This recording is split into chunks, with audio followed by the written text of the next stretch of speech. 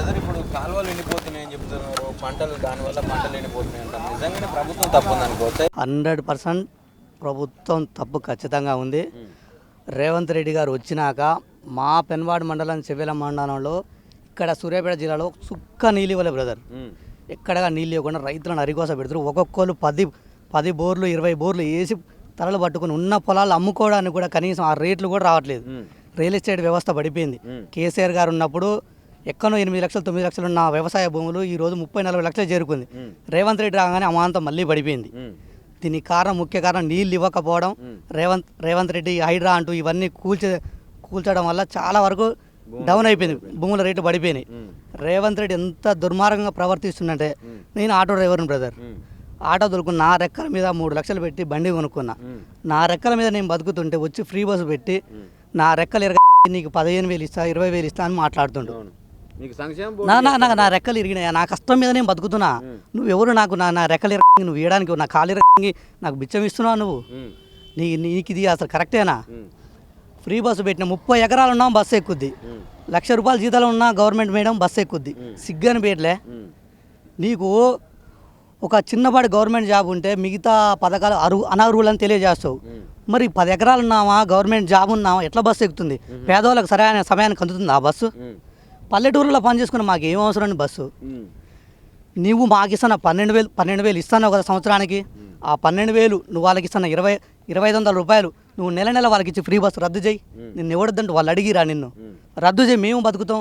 మా వల్ల auto union వల్ల ఒక ఆటో కొంటే నీకు గవర్నమెంట్ ట్యాక్స్ వస్తుంది, రోడ్డు రవాణా ట్యాక్స్ వస్తుంది నీకు. ప్లస్ ఆటో కొన్నప్పుడల్లా అక్కడ నీకు ట్యాక్స్, డీజిల్ ట్యాక్స్ కానీ ప్రతిదీ నీకు గవర్నమెంట్ జరుగుతుంది. దానివల్ల నువ్వు నష్టపోతున్నావు, మేము నష్టపోతున్నాం, ప్రజల్ని ఇబ్బంది పెడుతున్నాం.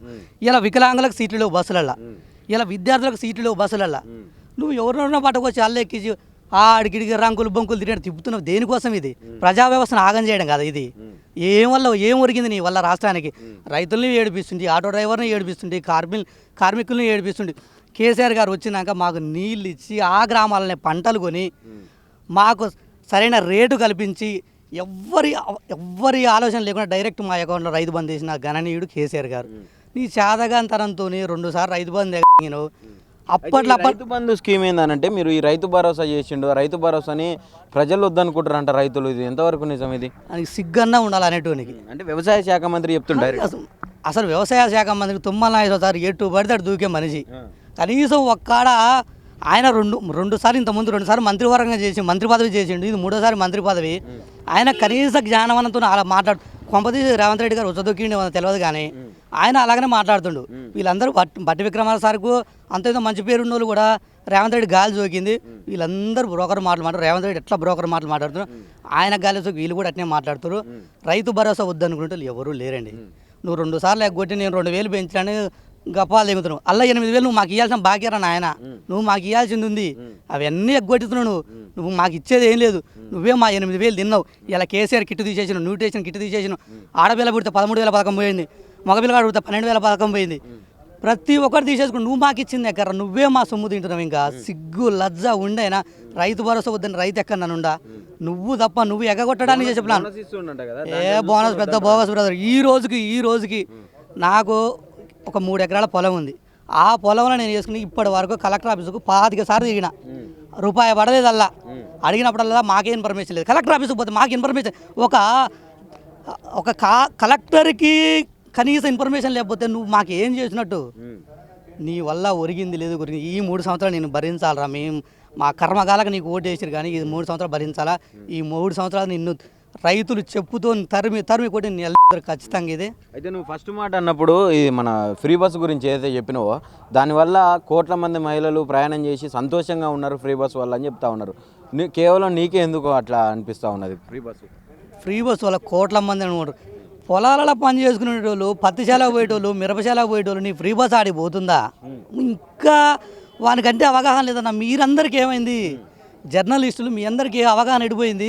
వానికంటే అవగాహన లేదు. గవర్నమెంట్ టీచర్లు పోతారండి, పొద్దున్నే 1,00,000 రూపాయలు జీతం ఉన్న వాళ్ళు పోతారు. మాకేం పని? మాకు పల్లెటూరులో పని చేసుకునేటోళ్ళు మాకేం అవసరం పడుతుంది? ఎన్నడో అమాస పుణ్యానికి ఒక్కసారి వస్తారు. నువ్వు నెల పేరు మీద నువ్వు 4 సార్లు తిప్పినా నీ మొత్తం తిప్పినా 400 కావు. అదే నువ్వు ఇస్తాను 2,500 అలా 400 పెట్టుకుని 4 తిరుగుతారు. ఇస్తుండు. ఇచ్చుడు ఎక్కడిచ్చుడు ఆ మాట వాడు చెప్పుకుందానికి సిగ్గు అనిపించలే వానికి ఇంకా తూ. ఇప్పుడు ఆయన ఇచ్చినటువంటి 6 గ్యారంటీలు ఏదైతే ఉన్నాయో దాంట్లో పెట్టుకొని మార్పు అని చెప్పిండు. ఇప్పుడు అధికారంలోకి వచ్చిండు. ఇప్పుడు ఎట్లా ఉన్నది మార్పు? ఏదైనా మార్పు వచ్చిందంటవా గతంలోకి ఇప్పటికి? వచ్చింది. వాడు మార్పు అన్నాడు, రైతులందరూ తూరు పెట్టి దండం పెట్టేట్టు చేసిండు. అని మార్పు లేదు. అందరి ప్రజా వ్యవస్థను ఆగం చేసిన వ్యక్తి ఎవడంటే రేవంత్ రెడ్డి మాత్రమే. రేవంత్ రెడ్డి అసలు ఆ కాంగ్రెస్ పార్టీ కన్నా మరి ఎందుకు ఆలోచన లేదు? వీడిని ఎట్లా ముఖ్యమంత్రి చేసారో అర్థం కావట్లేదు. ఇలాంటి దౌర్భాగ్యని ముఖ్యమంత్రి చేసి ఇంతమంది 48 మంది దగ్గర 48 మంది ఆటో డ్రైవర్ చనిపోయారు. రైతులు ఒక 150 మంది రైతులు చనిపోయారు. చేనేత కార్మికులు ఉసురు తీసుకుండు. ఎంతో మందిని వచ్చినాక చనిపోయిండు, ఎంతో మందిని చంపిండు. ఇప్పటికీ నన్ను కాదు తిట్టేది అనుకుంటాడు రేవంత్ రెడ్డి. ఎందుకంటే ముఖ్యమంత్రి రేవంత్ రెడ్డి కాదు, గుంపు మేస్త్రి ఆయన. రేవంత్ రెడ్డి ముఖ్యమంత్రి హోదాలు ఉంటే ఒక తీరుకుంటాడు. ఇప్పుడు నువ్వు అన్నట్టు ఆ తిట్ల మీద కూడా మన అసెంబ్లీలో డైరెక్ట్ చర్చ పెట్టిండు. కావాలనే తిట్టిపిస్తారు కొంతమంది అని చెప్తా ఉన్నాడు. ఇక్కడి నుంచి సహించేది లేదు ఎవరు తిట్టినా అని చెప్తా ఉన్నారు. నిజంగానే ఎవరన్నా తిట్టిపిస్తే తిడుతురా తెలంగాణ ప్రజలు? ఎట్లా అన్నా మా పొలాలకు వచ్చి చూడన్నా, కలెక్టర్ ఆఫీస్ పోదాం. మరి కలెక్టర్ అయితే అబద్ధం ఆడు కదా. కలెక్టర్ దగ్గరికి పోదాం. కలెక్టర్ గారి దగ్గరికి పోయి సార్ ఇలా బోనస్ పైసలు ఏనాడు కదా మీరు వచ్చినారా అదే అని చెప్పండి. ఉదయం వచ్చి ఆర్టీసీ బస్ మా ఆటో వాళ్ళ దగ్గర నిలబడండి. ఎవరు ఎక్కిపోతురు? పల్లెటూరులు ఎక్కిపోతురా, ఈ గవర్నమెంట్ టీచర్లు ఎక్కిపోతురా, అక్కడ ఒకటి చూడండి. మనం ఈజీ ఎగ్జాంపుల్ పోదాం. వాడు ఇచ్చిన 6 గ్యారెంటీలు ఈ అమలు అవుతున్నాయి. 2500 అమలు అవుతున్నాయా? రైతు భరోసా అమలు అవుతుందా? 15,000 ఇస్తున్నాడు. 12,000 2 సార్లు ఎక్కడ తెంగితివి? మాకు అలా 8,000 ఉంచుకుని నువ్వే ఒక 2,000 పెంచినా మాకు పేరు పెడుతుంది. అవి యాసంగియా వానకాలం కూడా సరిగ్గా చెప్పాను. రేపటియా లేకపోతే ఇప్పుడు ఎత్తున్నా మార్చి 31 దాకా ఎత్తాను. మరి మార్చి 31 రేపటికి ఎత్తున్నా ఇప్పటికి ఎత్తున్నా అది సరిగ్గా తెలియదు.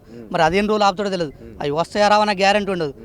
వాడు ఇచ్చిన పథకాన్ని నేను దళితున్నా 12 లక్షల రూపాయలు ఇస్తాను. వచ్చినాయా మాకు ఎవరికన్నా? ఏ ఒక్క వ్యక్తికన్నా ఇచ్చినావా? దాని పేరే లేదు. అయితే నిన్న కూడా అసెంబ్లీలో చెప్పిండు కదా, ఇప్పుడు దళితుల పట్ల ఒక ప్రత్యేకమైన ప్రేమ ఉంటుంది కాంగ్రెస్ పార్టీకి అని. ముంచే ప్రేమ, మమ్మల్ని ముంచే ప్రేమ.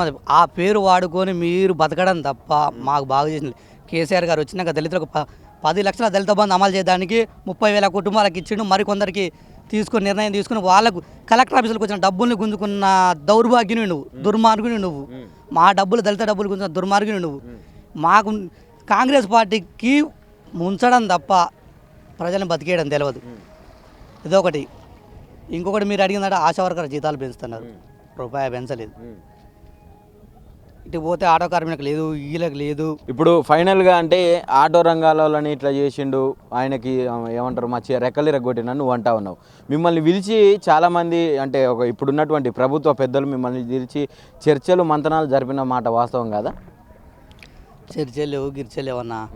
నువ్వు తీసుకుపోయి మాకు 12,000 దేనికి ఇస్తావన్నా నాకు అర్థం కాలేదు. 12 మా రెక్కలు ఇరిగిన రెక్కలు ఉన్నాయి. బోర్డు పెడతా అని చెప్పిండు కదా. మాకు రెక్కలు ఉన్నాయి, మేము ఆటో తలుకొని బతుకుతున్నాం. అంటే మా ఆటోలు ఆడ పెట్టుకొని ఇంట్లో పెట్టుకొని నువ్వు 12,000 ఇస్తే ఏం చేయాలా? కిస్తీకి పనికి వస్తాయి నీ పైసలు. 3 లక్షలు పెట్టి కొనుక్కున్నాం బండి, కిస్తీకి పనికి వస్తాయి నీ 12,000 సంవత్సరానికి. దేని పనికి వస్తాయి నీ పైసలు? నువ్వు మాకు ఇస్తున్నావు ఎవరికి ఇస్తున్నావు? ఏ ఒక్కరికి ఇచ్చేయలేదు. అరే మా రెక్కలు బాగున్నాను ఇరగదెంగి నీకు పింఛన్ ఇస్తానంట చెప్తున్నావు నువ్వు మాకు. అసలు రేవంత్ రెడ్డి వచ్చిన తర్వాతనే ఇటు రైతాంగం కానీ, అటు వృద్ధులు కానీ, ఇటు యువకులు కానీ అందరూ బాగుపడ్డారు. 10 సంవత్సరాలు మన కేసీఆర్ మోసం చేసిండు తెలంగాణ ప్రజలను అని చెప్తా ఉన్నాడు కదా. కేసీఆర్ మోసం చేసిన చెప్పు తీసుకుని దాంతో ఇవాళ ప్రతి జిల్లా కలెక్టర్ ఆఫీసులు ఎక్కడి, ఎస్పీ ఆఫీసులు ఎక్కడి, మెడికల్ కాలేజీలు ఎక్కడి నుంచి వచ్చినాయి? రైతు బంధు ఎక్కడి నుంచి, 24 గంటల కరెంట్ ఎక్కడి నుంచి వచ్చింది? డబుల్ బెడ్రూమ్ల పేరు మీద మోసం చేసిండు కేసీఆర్ అని చెప్తా ఉన్నారు. రాన్నా నా తిరుమలగిరి డబుల్ బెడ్రూమ్ చూపెడతారా? నెంబర్ 1 కట్టిండు, ఇచ్చిండు. ఎక్కడనో కాంట్రాక్టర్ ఒక్కరిద్దరు ఏమన్నా తప్పు చేస్తే మొత్తం రుద్దడం కాదు. వచ్చి చూడు నా ఇక్కడ సూర్యాపేట చూడు. నువ్వు జర్నలిస్ట్గా అక్కడికి వదంపారి, కలెక్టర్ని తీసుకొని వదంపారి. ఆడు చేసే అబద్ధాలకు వాడన్న తులం బంగారానికి ఆడన్న 2500లకు నమ్మి ప్రజలు మోసపోయారు తప్ప కర్ణుడు సావుకు 1,00,000 కర్ణుడు చాలా గొప్పోడు. కర్ణుడు ఎలా చనిపోయినాడు? 1,00,000 కారణాలు ఉన్నాయట. కేసీఆర్ గారు చిన్నపాటి ఓటమికి 1,00,000 కారణాలే ఉన్నాయి. అందులో వీళ్ళ మాయ మాటలు నమ్మి 6 గ్యారెంటీలు నమ్మి మోసపోయారు. జస్ట్ 2% 1% జనాలు మొగ్గిరు తప్ప వీళ్ళని ఎప్పుడో తన్ని ధర్మేసే రోజులు దగ్గరనే ఉన్నాయి. మరి ఏం చెప్తా ఉన్నా రైట్ ఫైనల్గా రేవంత్ రెడ్డికి ఏం చెప్తావు ఇప్పుడున్న ముఖ్యమంత్రికి? రేవంత్ రెడ్డి గారికి ముఖ్యంగా చెప్పేదంటే ఫ్రీ బస్సు విధానాన్ని మహిళలకు ఇస్తే 2500తో పాటు మాకు ఆటో డ్రైవర్లకు ఇస్తున్న ఈ 12,000 సంవత్సరానికి ఇస్తున్న 12,000ని వాళ్ళకి ఇవ్వండి. మహిళలకు ఇచ్చేసి ఫ్రీ బస్సును రద్దు చేయండి. అలాగే పరిపాలన మీద దృష్టి పెట్టి మైక్ పట్టుకోగానే పిచ్చుకోక మొత్తుకుంటూ కేసీఆర్ అని కాదు. పదవిలో ఉన్నదిరా నాయన, నువ్వు పరిపాలన చేయాలా. కేసీఆర్ సార్ గురించి నీకెందుకు? నువ్వు పరిపాలన చేయి, అధికార యంత్రాంగం నీ చేతులు, నువ్వు పరిపాలన సరిగ్గా చెయ్యి. చేసి నువ్వు మంచి పేరు తీసుకోవచ్చు. కేసీఆర్ సార్ 10 సంవత్సరాల పేరు మీద ఒక యోధుడుగా రాష్ట్రాన్ని సాధించిండు. ఆయన నెంబర్ 1 స్థాయిలో ఉన్న ఆయన నెంబర్ 1 పేరే ఉంది. నువ్వు కేసీఆర్ పేరు చెప్పుకొని ఇంకా బతకకు, కనీసం నీ పరిపాలన చేసి ఒక స్థాయికి రా. అలాగే కేసీఆర్ సార్ గారు కూడా నేను తెలియజేసేది ఏంటంటే, సార్ మీరు మాకు రాష్ట్రాన్ని సాధించి పెట్టారు, మీరు మాకు ఇచ్చిన బాధ్యతని మేము నిర్వర్తిస్తాం. మీరు ఏళ్ళకు బుక్కెట్ తిని ఆరోగ్యాన్ని జాగ్రత్త చూసుకొని మీరు నిమ్మలంగా ఉండండి. మీ గెలుపు మేము చూసుకుంటాం, మా బాధ్యత అది. రేపటి రోజున మీరు ఇన్నాళ్ళు మమ్మల్ని గెలిపించుకుంటే మీరు వచ్చారు, ఇప్పుడు మీరు కూర్చోండి, మేము గెలిపించుకుంటాం మిమ్మల్ని, అధికారంలోకి మిమ్మల్ని ఖచ్చితంగా తీసుకొస్తామని మనస్ఫూర్తిగా తెలియజేస్తూ జై తెలంగాణ, జై కేసీఆర్.